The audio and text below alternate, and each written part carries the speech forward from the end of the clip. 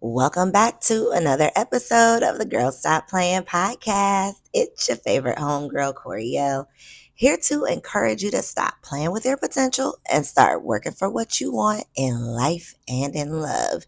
You already know that I believe you can make the money and you can get the honey. You can have it all as long as you are willing to work. So I'm bringing you the information and the conversations to help you do just that. Y'all, it's day 30 of this Lost and Found challenge. I really, for some reason, thought that I was supposed to go until the 31st, but apparently I had the math wasn't mathing. I had it all wrong. So I ain't that crazy how you set out to do this thing that seems like it's such a major thing, and then you get to the finish line and you like, dang, I'm here already. I can't believe that it has been 30 days. If you have been rocking with me every day for these last 30 days, thank you. We did it, y'all. Shout out to you for being committed to the commitment, whatever you committed to for your 30 days. I hope that it has brought you some clarity. I hope that God has been confirming some things for you. And I am just excited about stepping into this new season. If you have not been keeping up with these solo sermons, that's cool because you got a whole lot of goodness to get caught up on. Definitely just, I believe in like closing your eyes, scroll, and just see which solo sermon you land on because God probably has something for you in one of these sermons. Today, we're talking about being a passenger princess, which is the life that I'm trying to live, right? The concept of being a passenger princess, for those of y'all who don't know, at least this is my concept. It's really like doing just that, like sitting in the passenger seat, having the option and opportunity to let my hair down, lay my seat back if I choose to, kick my feet up if I want to, really like stretch out, lay out, relax on the passenger side versus having to be in control, driving this vehicle, making sure we're moving in the right direction, paying attention to the speed limit, doing all of the things required of being in the driver's seat. One of the biggest perks of being married or even just in a relationship most of the time is that you get to live this passenger princess life. Okay. I literally hate driving. I can control myself under any other circumstances, but your girl has road rage. Okay. So get somebody else to do it. So my husband will literally, like the amount of times that I have driven with my husband in the car, I can probably count on one hand. And it was probably because he was tired. Like there were some extenuating circumstances. So I really am about this passenger princess life. But in this context today, we're not talking about you being the passenger princess for your man. I want to get into this conversation of you being the passenger princess for the man. Okay. Really, truly relaxing in your role as a passenger princess with God.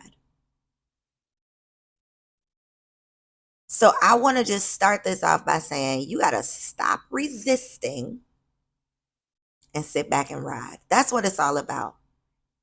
Because living the life of ease, having this effortless living, right? Where it's just full of flow and what is for you finds you and it feels right. It feels good.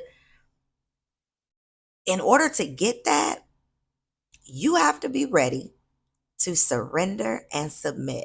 Now, usually when we have this conversation that's full of curse words around submission, it's usually talking about like a man.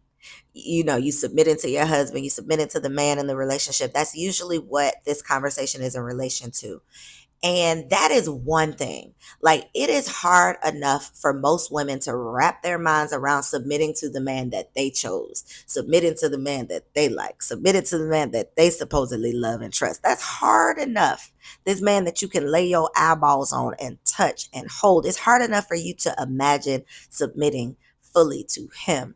Now we're being asked to submit and surrender fully to this unseen source This source that we're just supposed to blindly trust. And I say blindly because we cannot physically see God. We cannot physically see spirit. The physical representation that they want us to believe was Jesus ain't real. Like we can't physically see it. So we have a hard time submitting to something physical, someone physical.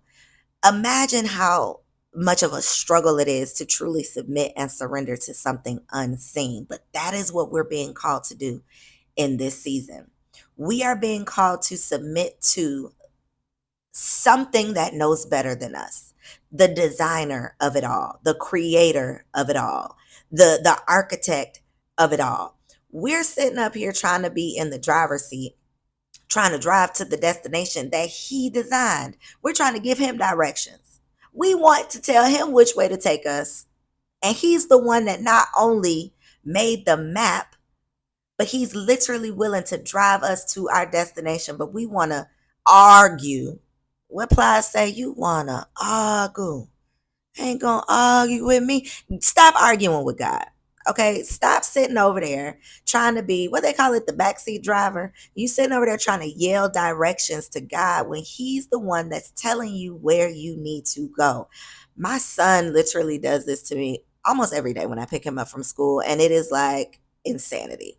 Okay, 2 years old, literally thinks that because he knows left and right, and now I'm not gonna let me not minimize him, okay? Because he does know left and right. He does know which direction mommy needs to turn the car to go to specific places. Okay, he does know that. So when we're leaving out that parking lot, he knows, if I go to the left, chances are I might get him some French fries from Chick-fil-A. He knows that, okay? And he knows if I go to the right, we going straight home. Like he knows that. He has wisdom enough to know that. However, he will yell at me sometimes when we're not leaving the school parking lot. When we are somewhere that he don't know where we are. Okay. And he will be yelling from the back seat, I want to go this way. I want to go this way. Go that way, mommy. That way, mommy. With literally no clue, none about where we're going. As ridiculous as he is, sitting in the back seat with his limited knowledge, his limited information, sitting in the back seat yelling at me, telling me which way he want to go. That's how ridiculous we sound trying to direct God, trying to tell him which way to take us, trying to tell him, no, I see you going this way, but I want to go that way instead. You are literally basing your requests off of really like nothing. Just how my 2 year old sits in the back seat and yells at me based on just nothing.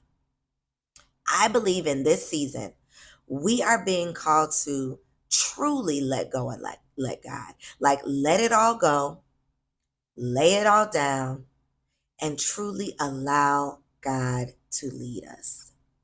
Allow space for God to show up and surprise us. Some of us are so buttoned up, so type A personality, so OCD, having to have every single detail mapped out, planned out, that we don't even save space. There's not even any room, no space for God to show up and surprise us.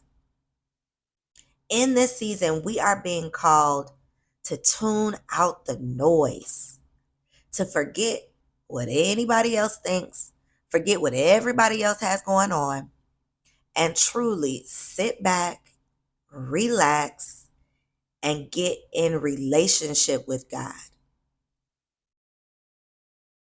We have to know that we are being called to something greater that they just won't get. Whoever they are, we cannot expect them to get it. So we're not even going to spend our time trying to explain it. We are riding, rolling with the homies. Okay. If you saw Clueless, that's what we're doing. And the homie is the big homie. And so, in order to truly fall into this passenger princess life, it's going to take a daily practice. What does your daily practice look like? How are you going to consciously and consistently make sure that you are tapping in, getting quiet so that you can get guidance? That's going to require you to limit distractions. That's going to require you to be intentional about taking action, because one of the things that I have experienced and that I just know to be true is when you really get quiet, when you really get intentional about your meditation practice, about whatever spiritual practices you have, those downloads are going to start coming. God is going to start guiding you. And so you are going to have to be willing to take swift action when God starts speaking. But that's going to require you to get quiet for long enough, get still for long enough, tap in with God for long enough to access those downloads so that you can start taking action. And if you are going to truly embrace this passenger princess life, being open to newness is a necessity. That means we are not so caught up in appearances. We are not so tied down to what we think that it needs to look like, how we think that it needs to show up, how we're expecting it to arrive. We are going to relax and allow God to lead us to where He is calling us to. Because in this new season, in this new year, our goals are in alignment with God's assignment. As a passenger princess, you got to follow the play. But in order for you to hear the play, so that you can run the play, you got to put yourself in position. And the position is in the passenger seat. I love you. Got nothing but love for you. And y'all, this is the last time. I can't believe I did it. I'm proud of myself. I'm not going to lie. Like, I'm about to do a little happy dance, a little celebration. If you have not left a review on Apple yet, please leave your girl a review. It helps me so much. And be sure to hit the subscribe button. Stay tuned. You will be the first to find out where you can find this new solo sermon. I have not decided whether it's going to be the solo sermon podcast, the soul sermon podcast. I don't know. I'm figuring it out. You'll find out soon. Thank y'all so much for rocking with me over these last 30 days. I love you. Got nothing but love for you. And I'll catch you next time.